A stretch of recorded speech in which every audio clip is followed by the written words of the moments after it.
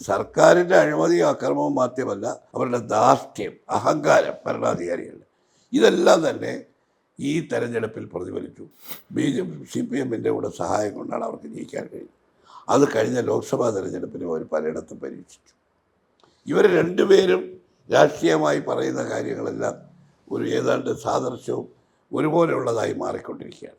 ഈ പഞ്ചായത്ത് തിരഞ്ഞെടുപ്പിൽ അവർ വളരെയധികം പഞ്ചായത്തുകളിൽ രഹസ്യധാരണകളുണ്ടായിരുന്നു.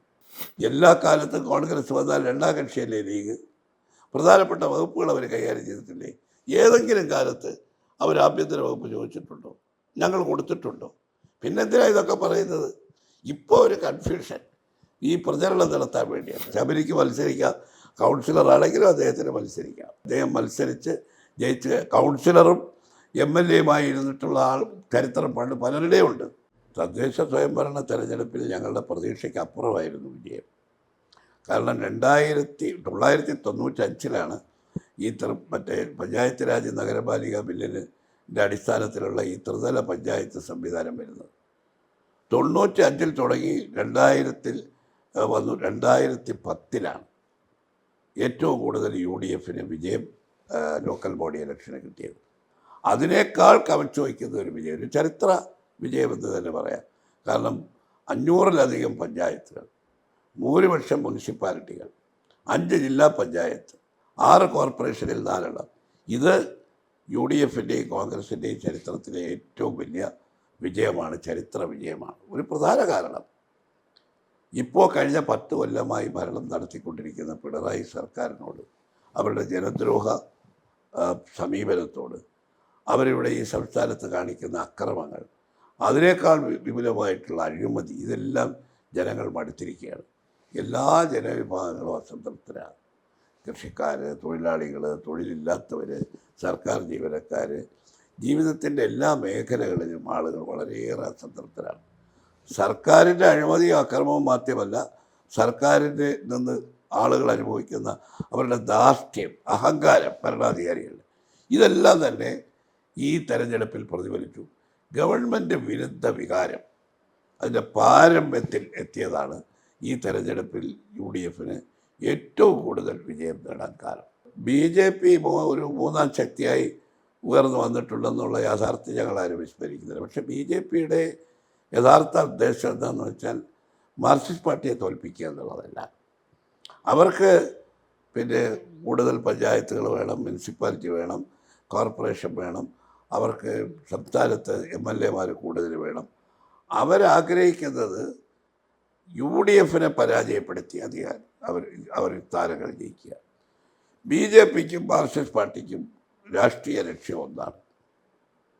BJP നേരത്തെ തന്നെ 10 കൊല്ലം മുമ്പ് പ്രഖ്യാപിച്ചല്ലോ, കോൺഗ്രസ് മുക്ത ഭാരതം ഞങ്ങളുടെ ലക്ഷ്യമാണ്.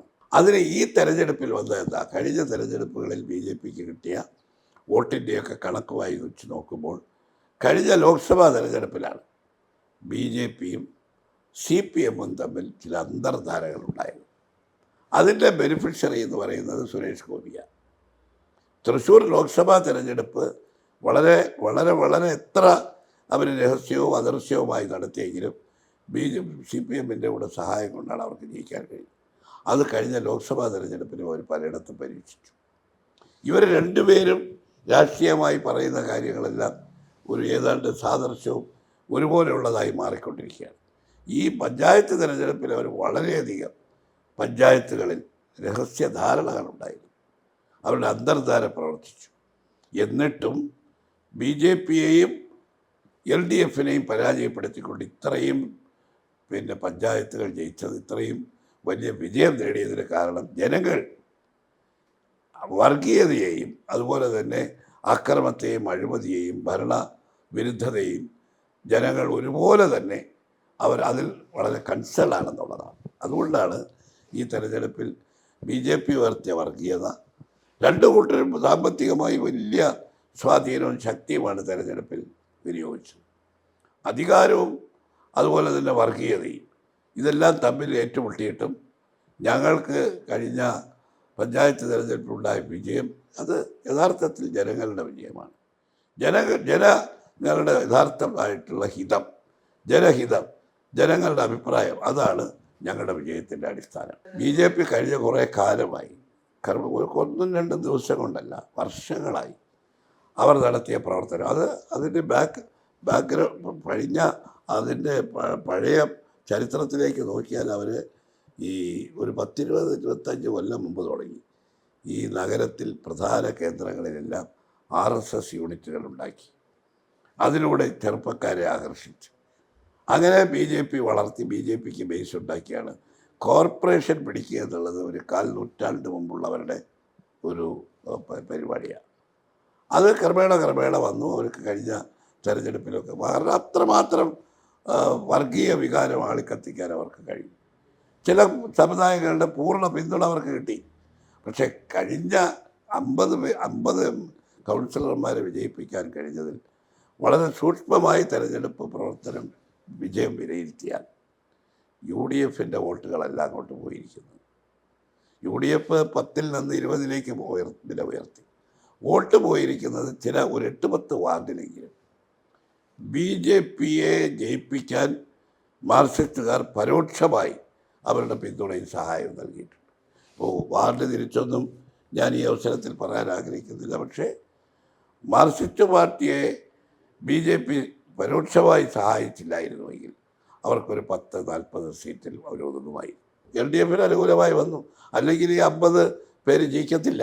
മുഖ്യമന്ത്രിയും അദ്ദേഹത്തിൻ്റെ പാർട്ടിക്കാരും ഒക്കെ ഇപ്പോൾ നടത്തുന്ന പ്രചരണം എന്താ? ഞങ്ങൾ UDF മുസ്ലിം വർഗീയതയാണ് ഞങ്ങൾ കൂട്ടുപിടിച്ചിരിക്കുന്നത്.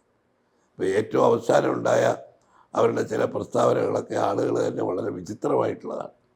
മാർക്സിസ്റ്റ് പാർട്ടിയുടെ സമുന്നതനായ നേതാവ് AK ബാലൻ പറഞ്ഞു, UDF അധികാരത്തിൽ വന്നാൽ ആഭ്യന്തര വകുപ്പ് ഭരിക്കാൻ പോകുന്നത് ജമാഅത്തെ ഇസ്ലാമിയാണ്. എന്താണിത്? വെള്ളരിക്ക പട്ടണം എന്ന് തോന്നും. ജമാഅത്തെ ഇസ്ലാമിയുമായി 40 കൊല്ലം രാഷ്ട്രീയ സഖ്യം, രാഷ്ട്രീയമായ നീക്കുപോക്കുകൾ ഉണ്ടാക്കിയ പാർട്ടിയാണ് മാർക്സിസ്റ്റ് പാർട്ടി. അപ്പം ജമാഅത്തെ ഇസ്ലാമി UDFൻ്റെ ഘടകകക്ഷിയല്ല. UDFുമായി രാഷ്ട്രീയ ബന്ധമൊന്നുമില്ല. അവരിപ്പോൾ കഴിഞ്ഞ ഒരു 8-10 കൊല്ലം മുമ്പാണല്ലോ അവരൊരു വെൽഫെയർ പാർട്ടി ഉണ്ടാക്കിയത്. ആ വെൽഫെയർ പാർട്ടിയുമായിട്ട് കഴിഞ്ഞ പഞ്ചായത്ത് തിരഞ്ഞെടുപ്പിലൂടെ ചില പ്രാദേശികമായ നീക്കുപോക്കുകൾ UDF രഹസ്യമായിട്ടൊന്നുമല്ല, പരസ്യമായിട്ട് തന്നെ ഉണ്ടാക്കിയിട്ടുണ്ട്. കഴിഞ്ഞ തിരഞ്ഞെടുപ്പിൽ എനിക്കറിയാം, ഞാനന്ന് UDF കൺവീനറായി മലപ്പുറത്ത് പോയപ്പോൾ ഞാൻ മലപ്പുറം ടൗൺ മുനിസിപ്പാലിറ്റിയുടെ കാര്യം എടുത്തു ചോദിച്ചു. അവിടെ മാർക്സിസ്റ്റ് പാർട്ടിയും ജമാഅത്തെ ഇസ്ലാമിയും തമ്മിൽ സീറ്റ് ധാരണ ഉണ്ടാക്കി. ഒരു നേതാവും മറുപടി പറഞ്ഞില്ല. പത്രങ്ങളിൽ വന്ന ഒരു വാർത്ത എന്താ? ജമാഅത്തെ ഇസ്ലാമിയുടെ തിരൂരിൽ നടന്ന ഒരു സമ്മേളനത്തിൽ സംസ്ഥാന മന്ത്രിസഭയിലെ അംഗം V. അബ്ദുറഹ്മാൻ അത് ഉദ്ഘാടനം ചെയ്ത് പ്രസംഗിക്കുന്നു. മാധ്യമപ്രവർത്തകർ ഗോവിന്ദൻ മാഷിനോട് ചോദിച്ചു, CPMൻ്റെ സംസ്ഥാന സെക്രട്ടറിയോട്, എനിക്കറിയില്ല എന്ന് പറഞ്ഞു. അപ്പോൾ ജമാഅത്തെ ഇസ്ലാമിയെ എതിർക്കുന്നതിൻ്റെ പിന്നിൽ ഉള്ളത് ജമാഅത്തെ ഇസ്ലാമി കഴിഞ്ഞ ലോക്സഭാ തെരഞ്ഞെടുപ്പ് മുതൽ മാർക്സിസ്റ്റ് പാർട്ടിക്ക് അനുകൂലമല്ലാത്ത ഒരു സമീപനം സ്വീകരിക്കുന്നുണ്ടാണ്. വർഗീയതയോടുള്ള എതിർപ്പുകൊണ്ടൊന്നുമല്ല. വർഗീയതയോടുള്ള എതിർപ്പാണെങ്കിൽ മാർക്സിസ്റ്റ് പാർട്ടി എടുത്തിരിക്കുന്ന ഈ വർഗീയ പ്രചരണം അത് ആരും സഹായിക്കാനാണ്. അപ്പം ഇതേ അഭിപ്രായമാണ് രാജീവ് ചന്ദ്രശേഖരൻ പറഞ്ഞത്. UDF ജയിച്ചു വന്നാൽ ഭരിക്കാൻ പോകുന്നത് ജമാഅത്തെ ഇസ്ലാമിയാണ്. അതെന്താണ്? ഈ ഭൂരിപക്ഷ വർഗീയതയെ പ്രകടിപ്പിക്കാനാണ് ജമാഅത്തെ ഇസ്ലാമി അതുപോലുള്ള ഈ മുസ്ലിം സംഘടനകളെ ഉയർത്തി കാണിച്ചുകൊണ്ട് നേരത്തെ തന്നെ BJP നടത്തിയ പ്രചരണം ഇപ്പോൾ ഇവരേറ്റെടുത്തിരിക്കുകയാണ്. ഞങ്ങൾ നേരത്തെയും എല്ലാ കാലത്തും NSSും SNDPയുമായിട്ടൊക്കെ വളരെയധികം സൗഹൃദ ബന്ധം പുലർത്തിയിട്ടുള്ള ഒരു പാർട്ടിയാണ് കോൺഗ്രസ് പാർട്ടി. എല്ലാ കാലത്തും അവരുമായിട്ടൊരു ഏറ്റുമുട്ടലിൽ ഞങ്ങൾ ഇപ്പോഴും തയ്യാറല്ല, മുമ്പും തയ്യാറായിട്ടില്ല. UDFനെതിരായി ശബരിമല പ്രശ്നത്തിന് ഇവരെന്തെല്ലാം പ്രചരണം നടത്തില്ല, അതൊന്നും വരും. കാരണം ഇപ്പോൾ നിങ്ങൾക്കറിയാമല്ലോ, ഈ സ്വർണ്ണപ്പാളി മോഷണ കേസിൽ 2 പ്രമുഖരായിട്ടുള്ള നേതാക്കളാണ്. മുൻ MLA പത്മകുമാർ CPMൻ്റെ നേതാവ്, N. വാസു CPMൻ്റെ നേതാവ്, 2 പേരും ജയിലിലാണ്. ദേവസ്വം മന്ത്രിയായിരുന്ന കടകംപള്ളി സുരേന്ദ്രനെ SIT ഒരു റൗണ്ട് ചോദ്യം ചെയ്ത് കഴിഞ്ഞു. കോടതി തന്നെ പറഞ്ഞതെന്താ? ഈ സ്വർണ്ണപ്പാളി കേസിൽ നടക്കുന്ന സ്പെഷ്യൽ ഇൻവെസ്റ്റിഗേഷൻ ടീമിൻ്റെ അന്വേഷണം കോടതി ഒരു ഘട്ടത്തിൽ അസംതൃപ്തി പ്രകടിപ്പിച്ചു. അതുകൊണ്ട് മാർക്സിസ്റ്റ് പാർട്ടിയുടെ ആൾ ഇപ്പോൾ പ്രതിക്കൂട്ടിൽ നിൽക്കുന്നത്. അവരതിനെ ജനശ്രദ്ധ തിരിച്ചുവിടാനാണ് കോൺഗ്രസിൻ്റെ ഈ സോണിയാഗാന്ധിയെ പോറ്റി കാണുന്നത് ഏത് കാലത്താണ്? ഈ സ്വർണ്ണപ്പാളി മോഷണം നടക്കുന്ന 2019 അതിനൊക്കെ മുമ്പ് അദ്ദേഹം ഡൽഹിയിൽ പോയി സോണിയാഗാന്ധിയെ കണ്ടു. ആ ശബരിമലയിലെ പ്രസാദം കൊടുക്കാനാണ്. സ്വാഭാവികമായും സോണിയാഗാന്ധിയെ കാണാൻ പോയി ഫോട്ടോ എടുക്കും. എന്തെങ്കിലും തരത്തിൽ ഈ പോറ്റിയെക്കുറിച്ച് ഒരു സംശയമോ ഒരു റിസർവേഷനോ ഉണ്ടെങ്കിൽ അവർ കാണുമോ? ഇവർ വിളിച്ചുകൊണ്ട് പോയി കണ്ടതാണ്. അങ്ങനെയാണെങ്കിൽ മുഖ്യമന്ത്രി ഈ പോറ്റിയുമായി, ഉണ്ണികൃഷ്ണൻ പോറ്റിയുമായി നിൽക്കുന്ന പടം പുറത്തു വന്നല്ലോ. ആ പടം ഫോർവേഡ് ചെയ്തതിന് ഞങ്ങളുടെ കോഴിക്കോടുള്ള KP സെക്രട്ടറി ആയിരുന്ന ശ്രീ സുബ്രഹ്മണ്യത്തിനെ കലാപാഹ്വാനത്തിന് പോലീസ് കേസെടുത്ത് അറസ്റ്റ് ചെയ്തു. സോണിയാഗാന്ധിയുടെ കൂടെ നിന്ന പടം പുറത്തിട്ടിട്ട് അതിൻ്റെ പേരിൽ അടൂർ പ്രകാശിനെ ചോദ്യം ചെയ്ത്. ഇതെല്ലാം വളരെ വിചിത്രമായിട്ടുള്ള അന്വേഷണ രീതിയാണ്. അതൊന്നും ജനങ്ങൾ വിശ്വസിക്കാൻ പോകുന്നില്ല. ഇപ്പോഴും അവർ ജയിലിൽ കിടക്കുകയാണ്. അവർക്ക് മുൻകൂർ ജാമ്യം കിട്ടാത്ത എന്തുകൊണ്ടാണ്? സ്വർണ്ണപ്പാളി അയ്യപ്പ ശബരിമലയിലെ സ്വർണ്ണപ്പാളി മോഷണ കേസിൽ ഒരിക്കലും CPMന് അതിൽ നിന്ന് രക്ഷപ്പെടാൻ സാധ്യമല്ലാത്ത വണ്ണം അവരിന്ന് അങ്ങേറ്റം പ്രതിരോധത്തിലാണ്. അതെല്ലാം സാങ്കല്പികമാണ്. മുഖ്യമന്ത്രി സ്ഥാനം ആവശ്യപ്പെടുക. കുഞ്ഞാലിക്കുട്ടി ലീഗിൻ്റെ നേതാവ് പറഞ്ഞല്ലോ, ഞങ്ങളുടെ ഡെപ്യൂട്ടി മുഖ്യമന്ത്രി സ്ഥാനമോ ഒന്നും ആവശ്യപ്പെട്ടില്ല ഒരു കാലത്തും. ഇപ്പം എത്രയോ വർഷമായി ലീഗുമായിട്ട്, ഞാൻ UDFൻ്റെ കൺവീനറായിട്ട് 5 കൊല്ലം പ്രവർത്തിച്ചയാളാണ്. ഒരു കാലത്ത് മുസ്ലിം ലീഗ് അമിതമായ അവകാശവാദങ്ങൾ വെച്ച് ഈ മുന്നണിക്കകത്ത് പ്രശ്നങ്ങൾ ഉണ്ടാക്കിയിട്ടില്ല. അതുതന്നെ ഇത്തവണയും കുഞ്ഞാലിക്കുട്ടി പറയും. എന്തിനാണിപ്പോൾ ലീഗ് പറയുന്നത്? നേരത്തെ ലീഗിന് അപ്രമാദിത്വം ഉണ്ടാവുമെന്ന് കാണിച്ച് 2 ന്യൂനപക്ഷ സമുദായങ്ങളെ തമ്മിലകറ്റാൻ RSS BJP തുടങ്ങിയ ഒരു പ്രചരണം നടത്തിയിരുന്നു. അത് മാർക്സിസ്റ്റ് പാർട്ടി നടത്തി കഴിഞ്ഞ ഇലക്ഷനൊക്കെ. മുസ്ലിം ലീഗിൻ്റെ കയ്യിൽ വിദ്യാഭ്യാസം കിട്ടി, അങ്ങനെയാവും ഇങ്ങനെയാവും. ഇപ്പോൾ ഈ BJPയെ, ഭൂരിപക്ഷ വർഗീയതയെ, അവരെ ഇക്കിളിപ്പെടുത്താൻ വേണ്ടിയാണ് കോൺഗ്രസ് വന്നാൽ ലീഗ് ആണ് ഭരിക്കാൻ പോകുന്നത്. എല്ലാ കാലത്തും കോൺഗ്രസ് വന്നാൽ 2ാം കക്ഷിയല്ലേ ലീഗ്? പ്രധാനപ്പെട്ട വകുപ്പുകൾ അവർ കൈകാര്യം ചെയ്തിട്ടില്ലേ? ഏതെങ്കിലും കാലത്ത് അവർ ആഭ്യന്തര വകുപ്പ് ചോദിച്ചിട്ടുണ്ടോ? ഞങ്ങൾ കൊടുത്തിട്ടുണ്ടോ? പിന്നെന്തിനാണ് ഇതൊക്കെ പറയുന്നത്? ഇപ്പോൾ ഒരു കൺഫ്യൂഷൻ ഈ പ്രചരണം നടത്താൻ വേണ്ടിയാണ്. അതൊന്നും അത്തരം പ്രചരണമൊന്നും മുസ്ലിം ലീഗ് ഒരിക്കലും ഒരു മതേതരമല്ലാത്ത നിലപാട് ഒരിക്കലും എടുത്തിട്ടില്ല. ഏറ്റവും കൂടുതൽ മുസ്ലിം ലീഗ് എടുത്ത നിലപാടിനെ എല്ലാവരും പ്രശംസിക്കുന്നത് എപ്പോഴാണ്? ഡിസംബർ 6 ബാബരി മസ്ജിദ് തകർന്നപ്പോൾ കേരളത്തിൽ ഒരു വർഗീയ കലാപം ഉണ്ടാകാതിരുന്നത് മുസ്ലിം ലീഗിൻ്റെ അന്നത്തെ പ്രസിഡന്റ് പാണക്കാട് തങ്ങളെടുത്ത ഏറ്റവും ഉചിതമായൊരു നിലപാടിൻ്റെ ഭാഗമായിട്ടാണ്. അല്ലെങ്കിൽ അന്ന് കേരളത്തിൽ ഭയങ്കരമായി വർഗീയ കലാപകാളിക്കത്തുമായി. MPമാരെ മത്സരിക്കണോ വേണ്ടതെന്ന് തീരുമാനിക്കേണ്ട ഹൈക്കമാൻഡാണ്. ഇന്നത്തെ നിലയ്ക്ക് 20 സീറ്റിലും ഒരു ഉപതെരഞ്ഞെടുപ്പ് നടക്കാൻ ഉള്ള ഒരവസരം ഹൈക്കമാൻഡ് ഉണ്ടാക്കുമെന്ന് എനിക്ക് തോന്നുന്നില്ല. കോൺഗ്രസ്സിന് ഇഷ്ടം പോലെ നേതാക്കളുണ്ട്. MLAമാർ എന്തായാലും മത്സരിക്കണമെന്നുള്ളതാണ് ഒരു പൊതുധാരണ. പക്ഷേ ഹൈക്കമാൻഡ് തീരുമാനിക്കും. യുവാക്കളുടെ ആവശ്യങ്ങളെല്ലാം ഞങ്ങൾ അംഗീകരിക്കും. സ്ഥാനാർത്ഥി നിർണയത്തിൽ ഹൈക്കമാൻഡ് എടുത്ത തീരുമാനം എന്താ? 50% സീറ്റുകൾ വനിതകൾക്കും യുവാക്കൾക്കും നൽകണമെന്നാണ്. വളരെ കുറച്ച് പേരെ എക്സ്പീരിയൻസ്ഡ് ആയിട്ടുള്ള മുതിർന്ന നേതാക്കളെ മത്സരിക്കാൻ പാർട്ടി തന്നെ ആലോചിക്കുന്നുള്ളൂ. ഭൂരിപക്ഷം സീറ്റുകൾ വനിതകൾക്കും യുവാക്കൾക്കുമായിരിക്കും. ഇത് അതിനെല്ലാം സാധ്യതയുള്ളവരാണ് ഇവരെല്ലാം. എല്ലാം കഴിഞ്ഞ തെരഞ്ഞെടുപ്പിലെ 52 യുവാക്കളെയല്ലേ നിർത്തിയത്. ഒരു കൺഫ്യൂഷനും ഇല്ല. ശബരിക്ക് മത്സരിക്കാം, കൗൺസിലറാണെങ്കിലും അദ്ദേഹത്തിന് മത്സരിക്കാം. അദ്ദേഹം മത്സരിച്ച് ജയിച്ച് കൗൺസിലറും MLAയുമായി ഇരുന്നിട്ടുള്ള ചരിത്രം പണ്ട് പലരുടെയും ഉണ്ട്. ഇവിടെ തിരുവനന്തപുരത്ത് തന്നെ മേയറായിരുന്ന കുട്ടപ്പൻ ഒരേ സമയം കൗൺസിലറും മേയറുമായിരുന്നു, MLAയും മേയറുമായിരുന്നു. അതിനൊന്നും ഒരു തകരാറില്ല. കോൺഗ്രസിൻ്റെ നയങ്ങൾക്കും കോൺഗ്രസ് നേതാക്കൾക്കും എതിരായി കോൺഗ്രസിൻ്റെ വർക്കിംഗ് കമ്മിറ്റി മെമ്പറായിട്ടുള്ള ഒരാൾ പറഞ്ഞാൽ അതിനെ എതിർക്കാതിരിക്കാൻ പറ്റുമോ? അന്ന് എതിർത്തു. അദ്ദേഹം പിന്നീട് തിരുത്തി പറഞ്ഞല്ലോ, ഞാൻ കോൺഗ്രസ് നയങ്ങൾ മാത്രമേ ഇനി ജനങ്ങളുടെ മുമ്പിൽ പറയുള്ളൂ എന്ന് പറഞ്ഞല്ലോ. അദ്ദേഹത്തിന് മത്സരിക്കണമെങ്കിൽ മത്സരിക്കുക, ഹൈക്കമാൻഡ് തീരുമാനിക്കണം. ഞാൻ എന്നെക്കുറിച്ച് എൻ്റെ 50 കൊല്ലത്തെ രാഷ്ട്രീയ പ്രവർത്തനങ്ങളെക്കുറിച്ച് ഒരു ഡോക്യുമെൻ്ററി എടുത്തിട്ടുണ്ട്. ഉമ്മൻചാണ്ടിയുടെ ഡോക്യുമെൻ്ററി എടുത്ത അതേ ഒരു ടീമാണ്. അത് ഈ 31-ാം തീയതിയുടെ പ്രതിപക്ഷ നേതാവ് ഒഫീഷ്യലായി ലോഞ്ച് ചെയ്യുന്നുണ്ട് കലാഭവൻ തിയേറ്ററിൽ. പാർട്ടിയുടെ പ്രചരണ രീതിയുണ്ട്. പാർട്ടിക്ക് ഇപ്പോൾ ഇലക്ഷൻ പ്രഖ്യാപിക്കുന്നതിന് മുമ്പ് തന്നെ പ്രചരണ കമ്മിറ്റി വരും. പാർട്ടി ചില കാര്യങ്ങൾ, പാർട്ടിയുടെ പ്രകടന പത്രിക തയ്യാറായിക്കൊണ്ടിരിക്കുകയാണ്. ജനങ്ങളുടെ മുമ്പിൽ ആ പ്രകടന പത്രിക നമ്മൾ സമർപ്പിക്കും.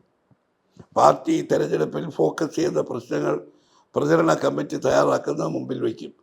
അപ്പോൾ അതെല്ലാം പ്രചരിപ്പിക്കാനാണ് ഇപ്പോൾ ഫെബ്രുവരി 6 പ്രതിപക്ഷ നേതാവിൻ്റെ നേതൃത്വത്തിൽ കാസർഗോഡ് നിന്ന് യാത്ര UDFൻ്റെ യാത്ര ആരംഭിക്കുന്നുണ്ട്. അത് കേരളം ഒട്ടുക്ക് സഞ്ചരിച്ച് വരാൻ പോകുന്ന ഞങ്ങൾക്ക് എല്ലാ കാര്യത്തിലും ഞങ്ങൾക്ക് ബദൽ നയമുണ്ട്. കേരളം സാമ്പത്തിക പ്രതിസന്ധിയിലാണ്. കേരളത്തിലെ ആരോഗ്യരംഗം ഇപ്പോൾ വെന്റിലേറ്ററുമാണ്. ഇതിനെല്ലാം എങ്ങനെ കേരളത്തിൻ്റെ വികസനത്തിന്, പുരോഗതിക്ക്, സാമ്പത്തിക പ്രതിസന്ധിയുടെ പരിഹാരത്തിന്, ആരോഗ്യരംഗത്തെ പ്രതിസന്ധിക്ക് പരിഹാരത്തിനെല്ലാം ബദൽ നിർദ്ദേശങ്ങൾ വെച്ചുകൊണ്ടാണ് ഈ തെരഞ്ഞെടുപ്പിനെ ഞങ്ങൾ നേരിടാൻ പോകുന്നത്. പ്രതിപക്ഷ നേതാവ് കോൺഗ്രസിൻ്റെ UDFൻ്റെ നയമാണ് ഒരു മതേതരത്വത്തിൻ്റെ കാര്യത്തിൽ ഒരു വിട്ടുവീഴ്ചയില്ലാത്ത നിലപാടെടുക്കുക. അങ്ങനെ ഒരു നിലപാടെടുക്കുമ്പോൾ മുഖ്യമന്ത്രി കാണിക്കുന്ന ഇരട്ടത്താപ്പ് ചൂണ്ടിക്കാണിക്കണം. സാധാരണഗതിയിൽ പ്രതിപക്ഷ നേതാവല്ലേ അത് ചൂണ്ടിക്കാണിക്കുന്നതിന് മുൻപന്തി ഞങ്ങളെല്ലാം പറഞ്ഞു. അത് മാത്രമാണ് അദ്ദേഹം പറഞ്ഞത്. അതിൻ്റെ പേരിൽ അദ്ദേഹത്തെ എല്ലാവരും കൂടി എല്ലാ എതിർപ്പിൻ്റെ കുന്തമുനയും പ്രതിപക്ഷ നേതാവിന് നേരെ അവർ പായിക്കാൻ നോക്കുകയാണ്. പക്ഷെ പ്രതിപക്ഷ നേതാവ് പാർട്ടിയുടെ നിലപാടാണ് പറഞ്ഞത്. അദ്ദേഹത്തെ ഏത് തരത്തിൽ പ്രതിപക്ഷ കക്ഷികൾ വളഞ്ഞിട്ട് ആക്രമിക്കാൻ ശ്രമിച്ചാലും പാർട്ടി അദ്ദേഹത്തോടൊപ്പമാണ്. പാർട്ടി നിലപാട് പറഞ്ഞത്. ഞാനിപ്പോൾ തിരുവനന്തപുരത്ത് 14 നിയോജക മണ്ഡലമുണ്ട്. ഞാൻ കൂടുതൽ ഇവിടെയാണല്ലോ MLA ആയിരുന്നത്. എൻ്റെ യഥാർത്ഥത്തിലുള്ള കർമ്മമണ്ഡലം ഇവിടെ. ഞാൻ തിരുവനന്തപുരത്ത് 1987 DC പ്രസിഡൻ്റ് ആയിരുന്ന ആളാണ്. അതുകൊണ്ട് തിരുവനന്തപുരം ജില്ലയിൽ മറ്റ് പല ജില്ലകളിലും മത്സരിക്കാൻ എന്നോട് ആവശ്യപ്പെടുന്നുണ്ട് പ്രവർത്തകർ. പക്ഷെ ഞാൻ തിരുവനന്തപുരത്ത് മത്സരിക്കാനാണ് ആഗ്രഹിക്കുന്നത്. പാർട്ടി തീരുമാനിക്കണം ആ കാര്യം. അതെല്ലാം നമ്മുടെ കയ്യിലുള്ളതല്ലല്ലോ. രാഷ്ട്രീയത്തിൽ എന്തെല്ലാം വരുന്നു, എന്തെല്ലാം പോകുന്നു എന്നൊന്നും പ്രവചിക്കാൻ കഴിയില്ലല്ലോ. നമുക്ക് മത്സരിക്കാൻ ആഗ്രഹം മാത്രമേ പ്രകടിപ്പിക്കാൻ പറ്റൂ. ബാക്കിയെല്ലാം പാർട്ടിയാണ് തീരുമാനിക്കേണ്ടത്. കഴിഞ്ഞ ആഴ്ച ശ്രീ KC വേണുഗോപാൽ വ്യക്തമാക്കി, ഞാൻ പാർലമെൻറ്റ് തെരഞ്ഞെടുപ്പിൽ മത്സരിക്കുന്നില്ല, ഞാൻ മുഖ്യമന്ത്രിയാകാൻ ആഗ്രഹിക്കുന്നില്ല. പിന്നെ ആരാ പറയേണ്ടത്? പിന്നെ VD സതീശൻ, രമേശ് ചെന്നിത്തല ഇവരെല്ലാം തെരഞ്ഞെടുപ്പിൽ വിജയിച്ചു വന്നാൽ ആര് മുഖ്യമന്ത്രി ആവണം എന്ന് തീരുമാനിക്കുന്നത് കോൺഗ്രസ് പാർട്ടിയെ സംബന്ധിച്ചിടത്തോളം ഹൈക്കമാൻഡാണ്. ആഗ്രഹങ്ങൾ പലർക്കും ഉണ്ടാവും, പക്ഷേ അന്തിമമായി തീരുമാനിക്കുന്നത് ഹൈക്കമാൻഡ് ആയതുകൊണ്ട് പിന്നെ ഒരു തർക്കത്തിനും അതവിടത്ത് സാധ്യതയില്ല. ഞാൻ ആദ്യമായി തിരഞ്ഞെടുപ്പിൽ മത്സരിക്കുന്നത് 1980-ലാണ്.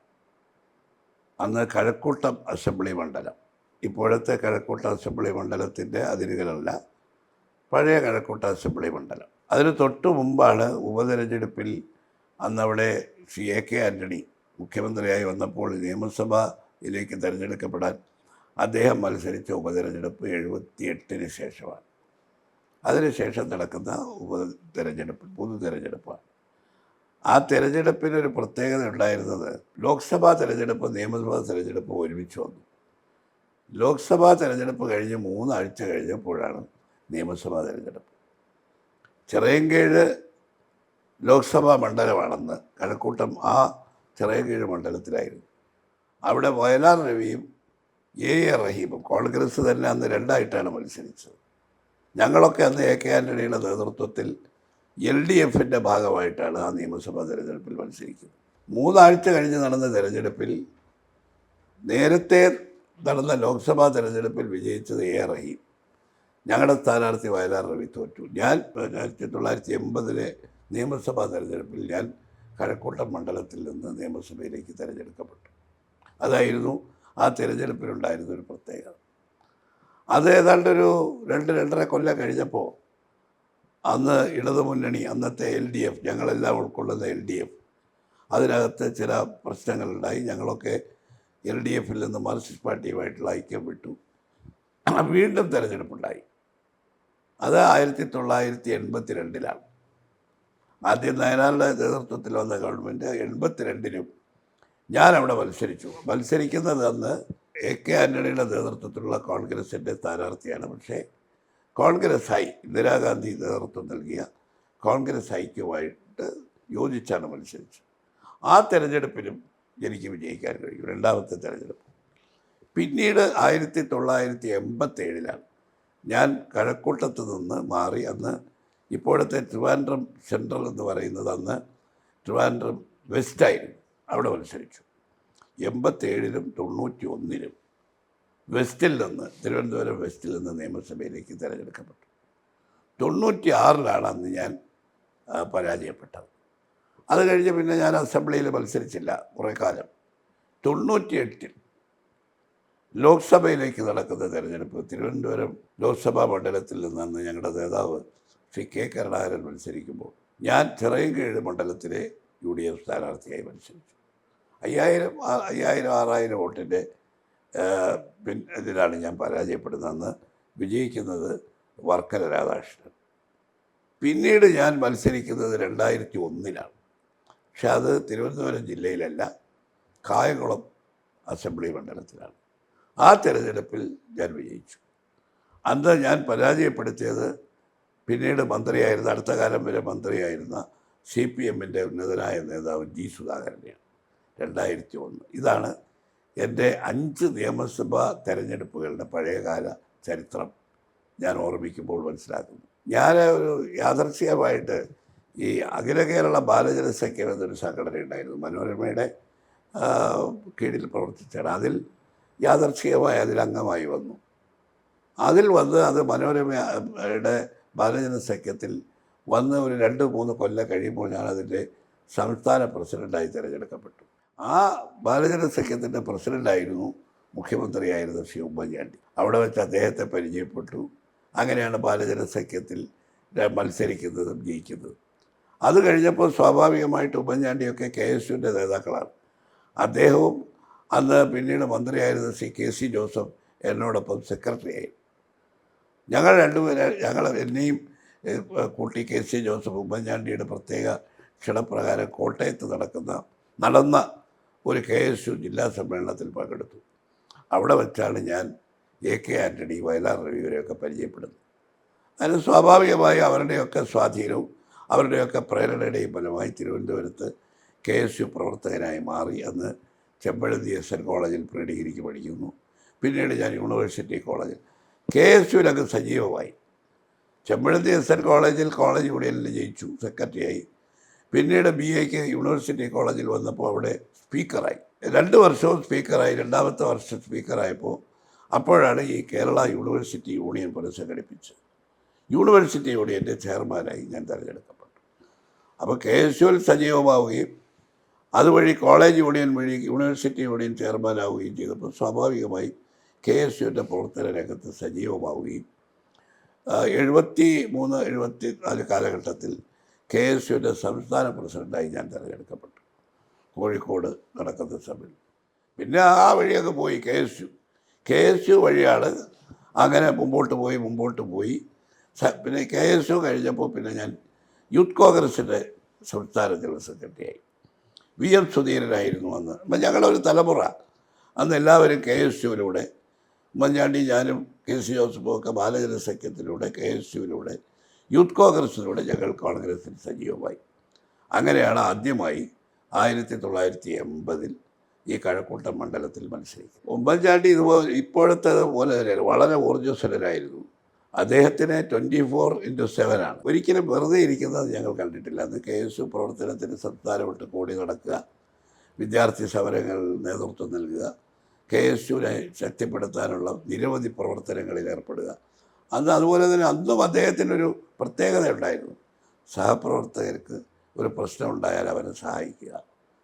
അദ്ദേഹം കടന്നു പോകുന്ന വഴിയിൽ ആരെങ്കിലും വീണ് കിടക്കുന്നത് കണ്ടാൽ അദ്ദേഹം തന്നെ അവരെ എടുത്തുകൊണ്ട് പോയി ചികിത്സിക്കുക. ഇങ്ങനെയൊക്കെയുള്ളൊരു ജീവകാരുണ്യ പ്രവർത്തനങ്ങളിലെല്ലാം അന്നേ ഒരു പ്രത്യേകമായ അദ്ദേഹത്തിന് ഒരു താല്പര്യമുണ്ടായിരുന്നു.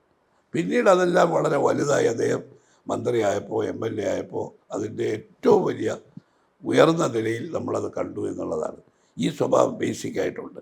ഞങ്ങൾക്കെല്ലാം ആ KSU യൂത്ത് കോൺഗ്രസ് പ്രവർത്തനത്തിലുണ്ടായിരുന്ന സംഘടനാപരമായിട്ടുള്ള അതെല്ലാം തന്നെ പിന്നീട് കോൺഗ്രസ് പ്രവർത്തനത്തിൽ വന്നപ്പോൾ ഞങ്ങൾക്കെല്ലാം അത് ഒരു കൈമുതലായിട്ട് ഞങ്ങൾക്കുണ്ടായിരുന്നു എന്നുള്ളതാണ് സത്യം. 96-ലെ തെരഞ്ഞെടുപ്പിലെ ഇവിടെ തോറ്റു കഴിഞ്ഞപ്പോൾ സ്വാഭാവികമായിട്ടും എനിക്ക് പിന്നെ അവിടെ മത്സരിക്കാൻ താല്പര്യമില്ലാതെ പോയി. പക്ഷേ എനിക്ക് മത്സരിക്കണമെന്ന് ആഗ്രഹമുണ്ടായിരുന്നു. പാർട്ടിയാണ് തീരുമാനിച്ചത്. പിന്നെ ആ സന്ദർഭത്തിൽ അന്ന് ഐക്യമുന്നണി രാഷ്ട്രീയമല്ലേ, MV രാഘവൻ ഞങ്ങളുടെ മുന്നണിയിലേക്ക് വരുന്നു. MV രാഘവന് മത്സരിക്കാൻ ഒരു സീറ്റ് കണ്ടുപിടിക്കണം. അത് കണ്ടുപിടിച്ചത് തിരുവനന്തപുരം വെസ്റ്റായിരുന്നു.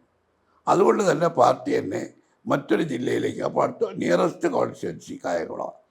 അവിടെ തച്ചണി പ്രഭാകരൻ്റെ മരണശേഷം അവിടെ കായംകുളത്തൊരു സ്ഥാനാർത്ഥിയായി പുറത്തു നിന്നൊരാൾ വരണം എന്ന അഭിപ്രായം അവർക്കുണ്ടായിരുന്നു. ഇത് രണ്ടും കൂടി ആയപ്പോൾ അവിടെ എന്നെ സ്ഥാനാർത്ഥിയായി തീരുമാനിക്കുകയായിരുന്നു.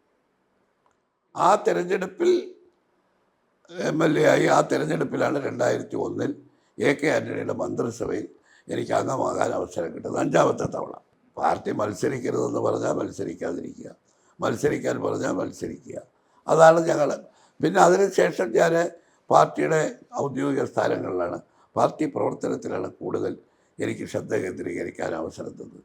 പിന്നീട് ഞാൻ KPCCയുടെ 10-25 കൊല്ലക്കാലം ജനറൽ സെക്രട്ടറി, വൈസ് പ്രസിഡൻറ്റ് ഈ സ്ഥാനങ്ങളിലുണ്ടായിരുന്നു. VM സുധീരൻ രാജിവെക്കുമ്പോഴാണ് ഞാൻ KPCC പ്രസിഡൻ്റായിട്ട് വരുന്നത്. ഒരു 18 മാസക്കാലം പ്രസിഡൻ്റായി പ്രവർത്തിച്ചു. പിന്നീട് കഴിഞ്ഞ ലോക്സഭാ തെരഞ്ഞെടുപ്പിൽ 2014 അന്ന് പ്രസിഡൻ്റായിരുന്ന സുധാകരൻ, അദ്ദേഹം പാർലമെൻറ്റിൽ മത്സരിക്കുന്നതുകൊണ്ട് എനിക്ക് ആ 2 മാസത്തെ ചുമതല എനിക്കായിരുന്നു. അപ്പോൾ 10-20 മാസക്കാലം KPCC പ്രസിഡൻ്റായി. അതിനുശേഷമാണ് UDF കൺവീനർ, 5 വർഷക്കാലം UDF കൺവീനറായി പ്രവർത്തിച്ചു. അപ്പോൾ ഈ തെരഞ്ഞെടുപ്പിൽ പാർട്ടി എന്നോട് മത്സരിക്കാൻ പറഞ്ഞാൽ മത്സരിക്കും. ഏത് നിയോജക മണ്ഡലത്തിലാണ് മത്സരിക്കാൻ ആഗ്രഹിക്കുന്നത് എന്ന് പാർട്ടി ചോദിക്കുമ്പോൾ എനിക്ക് തീർച്ചയായിട്ടും വിജയസാധ്യതയുള്ളൊരു മണ്ഡലം ഞാൻ നിർദ്ദേശിക്കും, അത്രയേ ഉള്ളൂ. എവിടെ മത്സരിക്കുമെന്ന് പറയാൻ ഞങ്ങൾക്കാർക്കും അവകാശമില്ല. മത്സരിക്കാൻ ആഗ്രഹമുണ്ടെങ്കിൽ അത് പാർട്ടിയെ അറിയിക്കുകയും എവിടെ മത്സരിക്കണമെന്ന് തീരുമാനിക്കേണ്ടത് പാർട്ടിയാണ്.